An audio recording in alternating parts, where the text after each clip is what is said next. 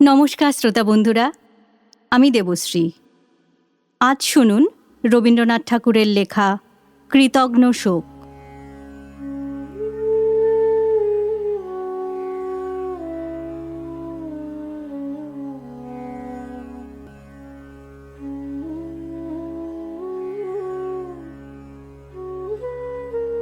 ভোরবেলায় সে বিদায় নিলে। আমার মন আমাকে বোঝাতে বসল, সবই মায়া।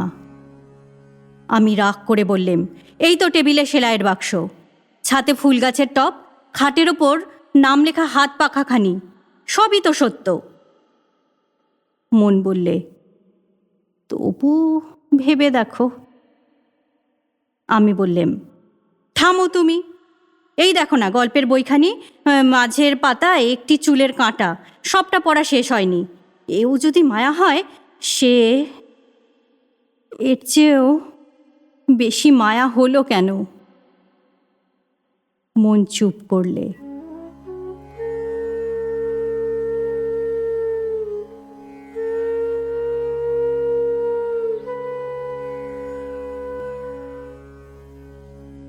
বন্ধু এসে বললেন, যা ভালো তা সত্য, তা কখনো যায় না।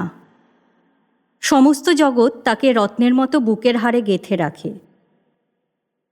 আমি রাগ করে বললেম, কি করে জানলে? দেহ কি ভালো নয়? সে দেহ গেল কোনখানে? ছোট ছেলে যেমন রাগ করে মাকে মারে, তেমন করেই আমি বিশ্বে আমার যা কিছু আশ্রয় সমস্তকেই মারতে লাগলেম। বললেম, সংসার বিশ্বাসঘাতক। হঠাৎ চমকে উঠলেম।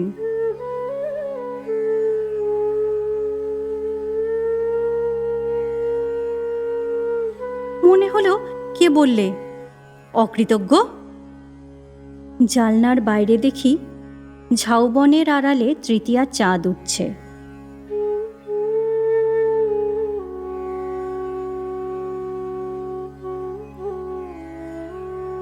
যে গেছে যেন তারই হাসির লুকোচুরি।